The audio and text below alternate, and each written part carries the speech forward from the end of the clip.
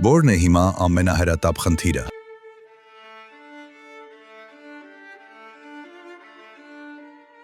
Հայաստանը պետք է վերգտնի իր հավասարակշռությունը։ Պատերազմում մեր ողնաշարը ջարդված է։ Մենք պետք է ապաքինվենք, մենք պետք է գտնենք մեր ապագան։ Մենք նորից պետք է մեզ վերստեղծենք։ Ինչն է մեզ այսօր առավել շատ խանգարում առաջ գնալ։ Ռազմավարական մտածողության կատարյալ բացակայությունը։ Ընդհանրապես ամենամեծ խնդիրը Հայաստանի համար ես համարում եմ, այսինքն մեր ամենամեծ արատը մեր մտածելակերպի, ես համարում եմ դա ռազմավարական մտածողության բացակայությունն է։ Ես պետք է սովորել մտածել, սովորել հաշվարկել, սովորել հետապնդել մեր շահերը, այնպես, որպեսզի դրանք ներդաշնակվեն աշխարհի շահերի հետ։ Դա բարդ խնդիր է, հաշվարկելը, մտածելը, ստրատեգիա կառուցելը։ Ցավոք սրտի, այո, քաղաքականությունը դա ստրատեգիական խաղ է։ Կան ստրատեգիական խաղեր, շախմատ, չգիտեմ, ճապոնական գոն, կան կոմպյուտերային ստրատեգիական խաղեր, օրինակ ցիվիլիզացիա խաղը։ Բոլոր այդ խաղերում կա մի գլխավոր սկզբունք։ Դու պետք է, եթե դու շատ ագրեսիվ ես հետապնդում քո հաղթանակը, դու պարտվում ես։ Եթե դու շատ չափավոր ես, դու պարտվում ես։ Միշտ պետք է գտնել քո շահերի հետապնդման օպտիմալ չափը։ Դա բոլոր խաղերի, բոլոր ստրատեգիական խաղերի, բոլոր ստրատեգիաների ամենակարևոր տարրն է։ Հենց դու գտար այդ օպտիմալ չափը, դու հաղթում ես։ Հիմնական խոչընդոտը վերջնական խաղաղություն հաստատելու համար։ Վերջնական խոչընդոտող բանը դա Հայաստանի թուլությունն է։ Քանի դեռ մենք չենք շտկում դա, քանի դեռ մենք չենք ձեռք բերում հավասարակշռությունը, քանի դեռ մենք ընդհանրապես ենթարկվում ենք մեր վրա բանեցվող ճնշումներին, մենք խաղաղության չենք հասնի։ Հասկանալի է, որ կան իրողություններ, կա պարտություն պատերազմում, դա իհարկե թելադրում է խաղաղության պայմանները այս պատմական ժամանակաշրջանում։ Բայց մենք ի վերջո պետք է հասկանանք, որ այստեղ կարևոր է ունենալ դիմադրության որոշակի պաշար։ Առանց այդ դիմադրության պաշարի մենք խաղաղության չենք հասնի։ Ձեր խորհուրդը այսօրվա երիտասարդներին։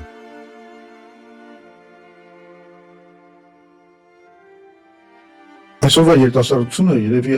ապրում է ամենադժվար պայմաններում երբևիցե, բայց դա մենակ երիտասարդությանը չի վերաբերվում, դա վերաբերվում է նաև մեր տարիքի մարդկանց։ Այսօր ամենակարևոր կարողությունը դա տեխնոլոգիական այս զարգացման տեմպին ընտելանալն է, ադապտացիան։ Ամեն օր ծնվում են նոր տեխնոլոգիաներ։ Դա թելադրում է նոր ռազմավարություն ցանկացած մարդու համար։ Մենք պետք է հասկանանք, որ ավելի կարևոր է ոչ թե ինչ որ մի բան սովորելը, այլ սովորել, թե ինչպես կարելի է սովորել ավելի արագ եւ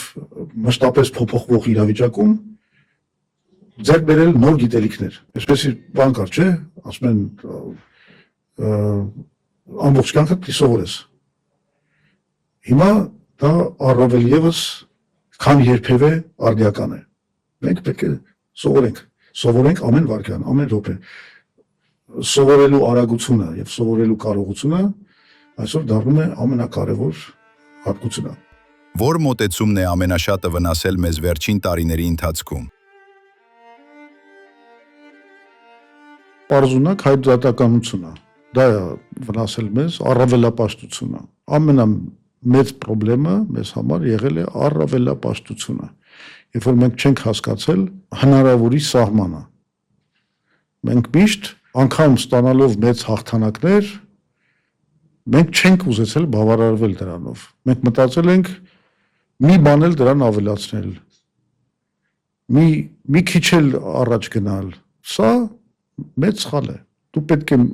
շատ հստակ զգաս քո նկրտումների, ձգտումների ճիշտ սահմանը, օպտիմալ սահմանը։ Եթե դա ճիշտ զգաս, դու կհասնես հաջողության։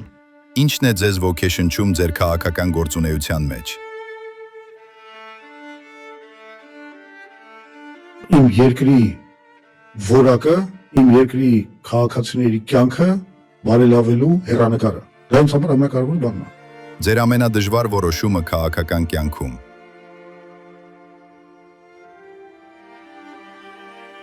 Քաղաքականության մեջ մտնելը, որը տեղի ունեցավ 1991 թվականին, երբ որ ես լինելով ֆիզիկոս տեսաբան, ինչպես նաև հետաքրքրվելով կինոռեժիսուրայով, հայտնվեցի մի վիճակում, երբ ինձ արվեց առաջարկ դառնալ այն ժամանակ Գերագույն խորհրդի նախագահ Լևոն Տեր-Պետրոսյանի օգնականը։ Ես 3-4 ամսվա արձակուրդ էի վերցրել ֆիզիկայի ինստիտուտից, որպեսզի կարողանամ մուտք գործել կինոռեժիսուրա։ Այն ժամանակ կարծեմ այդ Լևոն Շանթի հին աստվածներով ֆիլմ էր նկարահանվում եւ ինձ առաջարկեցին, որ ես լինեմ ռեժիսորի օգնականը։ Դա ինձ համար մի մեծ սիրելի մի հատ հեռանկար էր, որ ես կարող էի գոնե 3-4 ամսով զբաղվեի ստեղծագործությամբ կինոյի բնագավառում։ Բայց այդ պահին տեղի ունեցավ այդ առաջարկը։ Վանոն ու Վազգենը Սարգսյան եկան եւ այդ առաջարկը արեցին։ Դա ինձ համար ամենածանր որոշում էր կյանքում, որովհետեւ ես մի կողմից քաղաքականությամբ զբաղվելու որևէ պլան չունեի, մյուս կողմից ես հասկանում էի, որ դա մեծագույն շանս է, որը մեկ անգամ է պատահում մարդու կյանքում, մտնել մի նոր բնակավար, ծառայել հայրենիքից այն ժամանակ, երբ որ դա ամենաշատն է պահանջվում։ Բարդ որոշում էր, ես դա ընդունեցի եւ մտա քաղաքականության մեջ, բարեբախտաբար կամ դժբախտաբար։ Հաջողված եւ երջանիկ պետություն ունենալու գլխավոր նախադրյալը։ Երևի ամենակարևոր բանը դա հասարակական ներդաշնակությունն է, որ ցանկացած պետություն պետք է ձգտի։ Պետությունը պետք է ձգտի ներդաշնակությանը։ Ընդ որում հիմա պետությունը անում է դրան 180 աստիճանով հակառակը։ Այսօր պետական իշխանությունը անում է դեպի պառակտություն։ Նպատակը պետք է լինի լրիվ հակառակը, ներդաշնակություն։ Որն է այս պահին ձեզ համար ամենամեծ պատասխանատվությունը։ Մտել ենք քաղաքական պայքարի մեջ, մտել ենք ընտրարշավի մեջ։ Ամենամեծ պատասխանատվությունը այդ ծրագրերի իրականացումն է։ Ես ապրում եմ այդ պատասխանատվությամբ։ Ինչը պետք է դառնա ազգային օրակարգի առանցքը։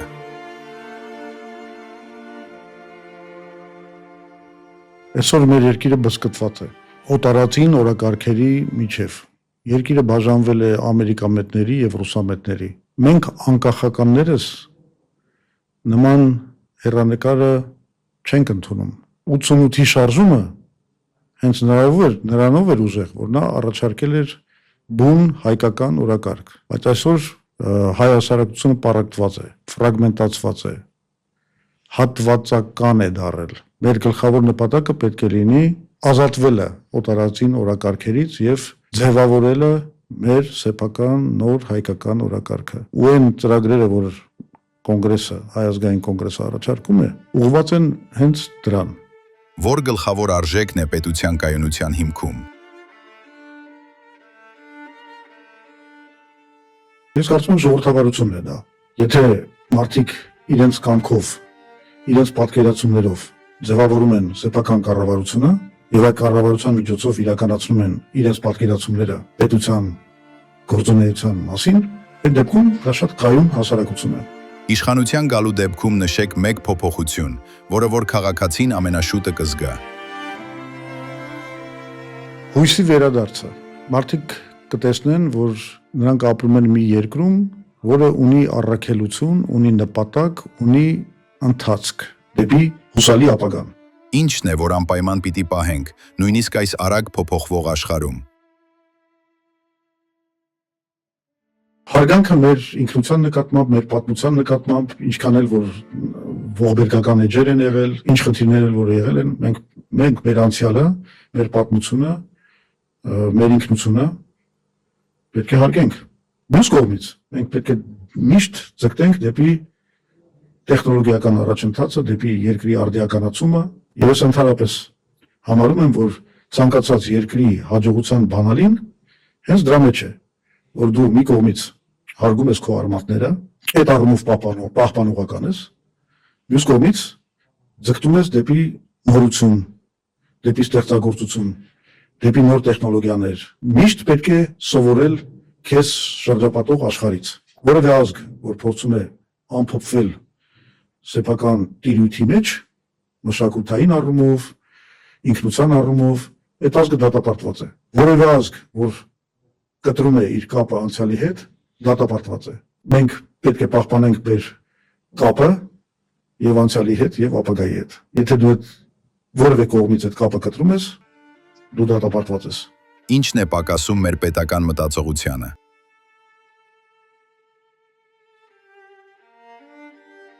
Հարգանքը դեպի ժողովրդավարությունը, հավատը տեխնոլոգիական առաջընթացի նկատմամբ եւ ռազմավարական մտածողությունը։ Մտածողության այդ ստրատեգիայի նկատմամբ, ստրատեգիական որոշումների նկատմամբ հարգանքը ամենակարևոր բանն է, որ մեզ այսօր պակասում է։ Այս ընտրություններում մենք փորձելու ենք հենց դա անել, առաջարկել խելամիտ ուղի, որովհետեւ մեզ համար խելամիտ ուղին նշանակում է հաշվարկված, փորձարկված, իրատեսական, մտածված, հիմնավորված մոտեցում բոլոր հարցերի լուծմանը։ Էսա մեր կարգախոսը պետության կառավարման դա է։ Խելամիտ ուղի, խելամիտ որոշումներ, խելամիտ մոտեցում ամեն հարցի լուծմանը։ Իհարկե,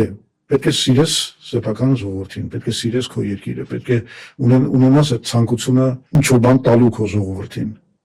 Բայց միայն դա բավարար չէ։ Ավելին ասեմ, եթե մենակ դրանով ես առաջնորդվում, դու կարող ես մեծ վնասներ տալ սեփական ժողովրդին։ Սերը ժողովրդի նկատմամբ, սովորական մարդու հոգսերը լուծելու, հոգալու քո ձգտումը պետք է զուգորդվի նաև այդ ստրատեգիական մտածողության հետ։ Մեկը առանց մյուսի չի աշխատում։ Ինչը պիտի փոխվի պետություն-քաղաքացի հարաբերություններում։ Այստեղ նոր բան հնարել պետք չի։ Դա մարդու իրավունքների նկատմամբ հարգանքն է։ Պետությունը պետք է հարգի սեփական քաղաքացիներին եւ պետք է հիմնվի սեփական քաղաքացիների կամքի եւ ձգտումների վրա։ Ուրիշ նոր բան հնարել պետք չի, հեծանիվ հնարելու տեղը չի։ Ինչպես կբնութագրեք այս շրջանը մեկ արտահայտությամբ։ Ես կբնութագրեի այս շրջանը որպես խռովքի, գժտության, պառակտության ժամանակներ։ Մեր նպատակը պետք է լինի հաղթահարել այս ամենը, հաստատել Հայաստանում հասարակական ներդաշնակություն։ Վստահ եմ, որ դա մեզ հաջողվելու է։ Ինչպիսին է քաղաքականությունից դուրս։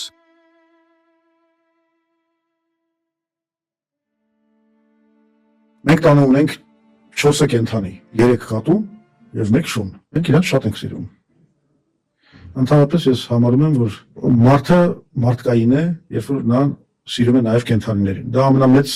թեստերից մեկն է։ Հենց որ կենդանու մեջ տեսնում ես մարդու, քեզ հավասար, որի հետ կարող ես շփվել, որպես մարդու հետ ես շփվում, դու դառնում ես մարդ։ Ինչպես եք վերաբերվում արհեստական բանականությանը։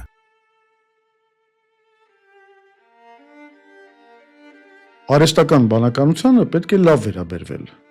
Ով որ չի հավատում, թող նայի Silicon Valley սերիալը, խոսքը գնում է մի ստարտափի մասին, որը կոչվում է Pied Piper, եւ այնտեղի հերոսները մի շատ կարևոր իմաստուն միտք են ասում։ Երբ որ արդեն հասնում են իրենց հետազոտությունների մեջ արհեստական բանականության որոշակի զարգացվածությանը, նրանք սկսում են նրանից վախենալ եւ ասում են, որ ապագայի համար պետք է այսօր արդեն ֆիքսել լավ վերաբերմունքը արհեստական բանականության նկատմամբ։ Լավ, իսկ եթե լուրջ, արհեստական բանականությունը այսօր դարձել է մեր ընկերը, ամենօրյա, առողջական հարցերում, քաղաքական հարցերում, չգիտեմ, հոգեբանական հարցերում մեր լավագույն խորհրդատուն է դարձել։ Մենք պետք է շնորհակալ լինենք այդ հնարավորության համար, որ մարդկությունը իր տեխնոլոգիաներով մեզ տվել է եւ օգտվել դրանից։ Ես ձեզ ավելին ասեմ, Հայ ազգային կոնգրեսի ընտրական ծրագրում մենք դնելու ենք նաեւ այն դրույթը, որ կառավարման մեջ մենք պետք է օգտագործենք, ոնց սա դարձնենք պարտադիր նորմ, պետք է օգտագործենք արհեստական բանականության փորձագիտությունը։ Ինչը կյանքում չեք ների։